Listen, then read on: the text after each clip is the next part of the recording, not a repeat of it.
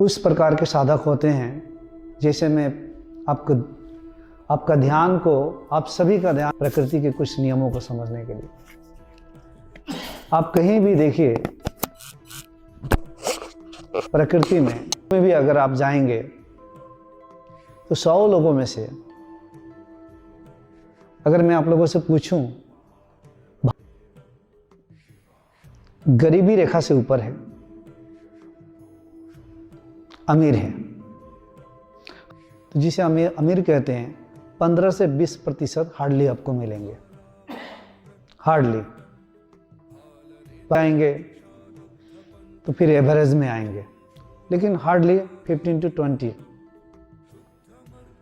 बाकी लोग नहीं है, उतना होता नहीं है। उदाहरण के तौर पे आप आम के वृक्ष को ले लीजिए, उस पे जितने फूल लगते हैं आप देखेंगे कि सब झड़ झड़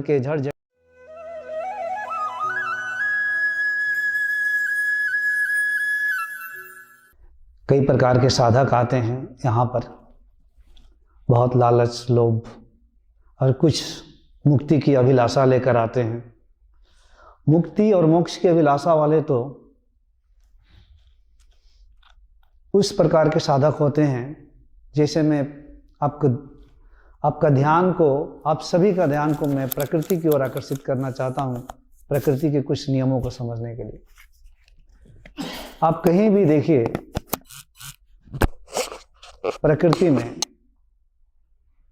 या किसी फील्ड में भी अगर आप जाएंगे तो 100 लोगों में से अगर मैं आप लोगों से पूछूं भारत, पहले ये हम जान लेते हैं कि भारत में कितने परसेंटेज लोग गरीबी रेखा से ऊपर है, अमीर है।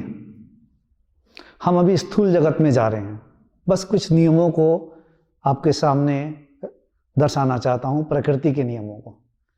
आप अगर जाएंगे देखेंगे तो जिसे अमीर कहते हैं 15 से 20% हार्डली आपको मिलेंगे, हार्डली। बाकी उसके नीचे आएंगे तो फिर एवरेज में आएंगे, लेकिन हार्डली 15 to 20। बाकी लोग नहीं है, औसत में है और औसत से नीचे है। किसी भी वृक्ष पर जब फूल लगता है, जब उसकी ऋतु आती है कुछ लगने के लिए, जितना लगता है उतना होता नहीं है।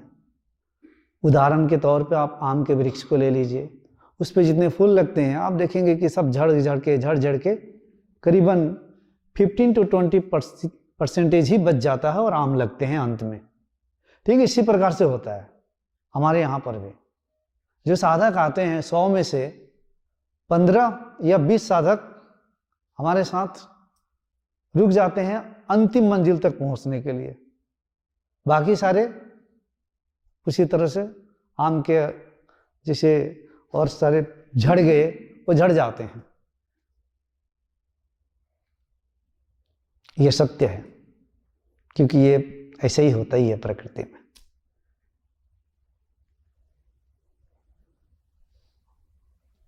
जिसका अंतःकरण में हमेशा वैराग्य, भक्ति, ज्ञान और परमात्मा का स्मरण सदा रहता है, वह जीव भाप लेता है कि हाँ सत्य है, मेरा मंजिल पूरे होने वाला है। बाकी तो घर में जाते हैं उसी शहर में, फिर से 1 महीना के बाद या 1 हफ्ता के बाद घर वाले के विचार उनके विचार, आसपास के पड़ोसियों के विचार उनके विचार, और संसार के ढेर सारे विचार, ढेर सारे गुरुओं के विचार, शास्त्रों के विचार, उनके विचार भटक गए, क्योंकि माया की दृष्टि हो गई। अब संसारिक विचारे आई और सांसारिक बुद्धि हो गई, दृष्टि हो गई। उनका सौभाग्य बहुत अच्छा है जो दोबारा और तीसरा बार यहाँ पे आ रहे हैं। उनको तो मैं अपने हृदय में स्वागत करता हूँ कि उनको माया किस प्रकार से या कुछ दैविक शक्तियाँ बार बार धकेल के ला रही है, उनको ये मान लेना चाहिए कि उनके अंतःकरण में दैविक शक्तियां जागृत हुई है, हो रही है और होती चली जाएगी, वही खींच के ला रही है।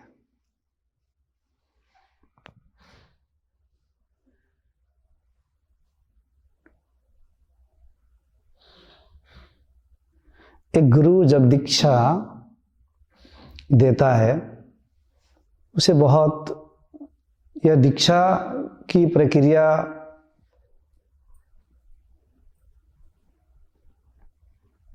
जैसे आप लोग देखते हैं वीडियो में यूं ही कुछ हो जाता है, ऐसा नहीं है।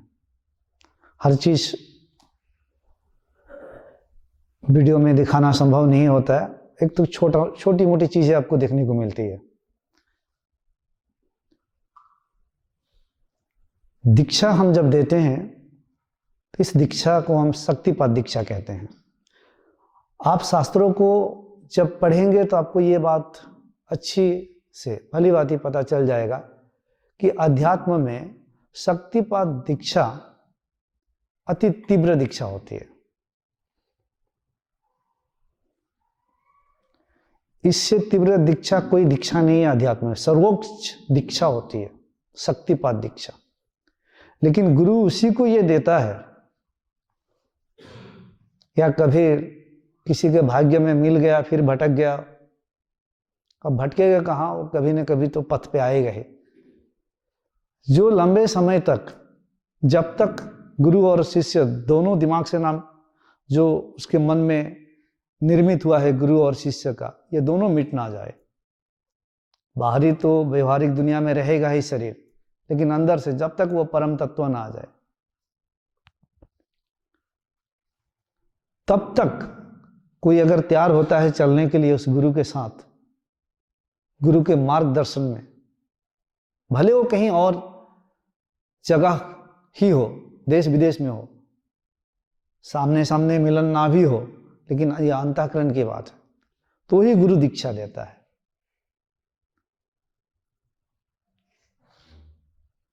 पहली बात। और यह दीक्षा इतनी पावरफुल है, इतनी शक्तिशाली है, इतनी प्रभावशाली है, जो साधक जिस स्तर पे है उसको वहीं से यह ट्रांसफॉर्म करना शुरू कर देती है यह दीक्षा। क्योंकि शक्तिपात दीक्षा और कुछ नहीं, यह गुरु का अनुग्रह है या उस कर्ता रूपी ब्रह्म, ईश्वर, परमेश्वर की कृपा है, ब्लेसिंग है, सीधे आपके अंदर उतरती है और आपके आध्यात्मिक साधना को तेजी से आगे बढ़ाती है। और जो जीव लोग अच्छा नहीं लग रहा है, जीव साधना करते करते बिल्कुल पक गया है,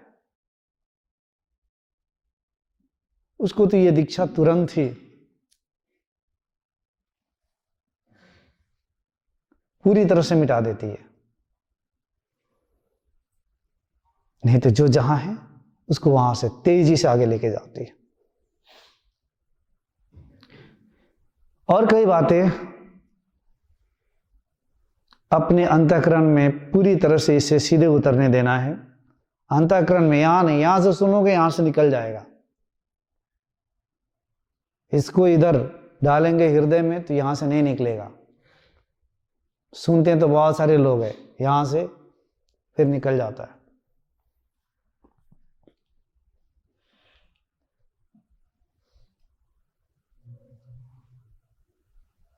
इस 5 दिन के शिविर में जैसे जैसे आप साधकों की, जीवों की पत्रता बढ़ेगी, उसी के अनुसार उनको दीक्षा दी जाएगी। मेरे पास गुरु जी आए, मुझे दीक्षा क्यों नहीं दे रहे हैं, मुझ में क्या कमी है, ये सोच विचार करके कोई फायदा नहीं है। जब समय आएगा स्वयं हम आपको बुलाएंगे या स्वयं पहुंच जाएंगे दीक्षा देने के लिए। अंत दिन तक सभी को दीक्षा मिल जाती है, लेकिन उसमें किसी की अगर बहुत ज्यादा कमी देखूंगा तो नहीं भी मिल सकती है। उसके लिए दोबारा आना पड़ता है, अगर अपने आप को तैयार किया तो, और नहीं तो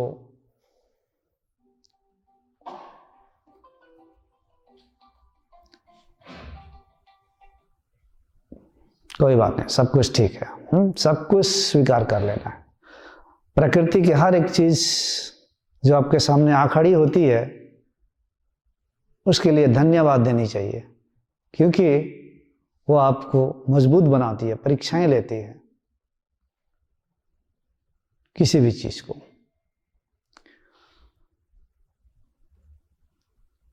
हाँ, तो दीक्षा के बारे में हम बात कर रहे थे।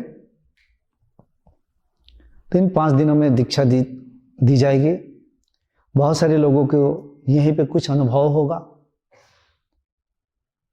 जैसे जैसे पत्रता बढ़ती चली जाएगी, अनुभव होते चला जाएगा।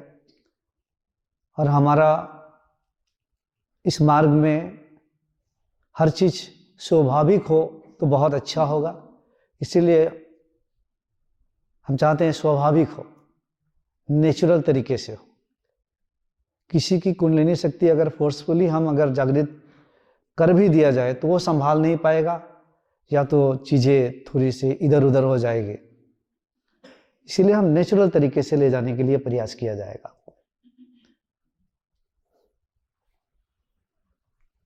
जीवों को यह भली भांति जानना चाहिए, वह अपने अनुसार गुरु को people should not consider anyone as a guru. लोगों को, जीवों को किसी को भी एज ए गुरु कंसीडर नहीं करना चाहिए। क्यों? लोग कंसीडर करेंगे तभी कोई गुरु बनेगा। गुरु भला कोई बनता है? गुरु भला कोई होता है, बनता है? 10 लोग, 20 लोग, 100 लोग, 1000 लोग कंसीडर कर दिया तो वो गुरु हो जाएगा? लोगों को कंसीडर से कोई गुरु नहीं बनता है। और लोगों को अपनी किताबों और सुनी हुई बातों के आधार पर गुरुओं को परिभाषित भी नहीं करनी चाहिए, क्योंकि गुरु अगर आपकी परिभाषा में फिट बन जाए तो गुरु हो ही नहीं सकता है। वो परिभाषाओं से परे होता है। हर बार आपको नया लगेगा, अरे मुझे तो लगता था कि मैं ऐसे ही है गुरु जी। वक्त पे कुछ नया लग गया।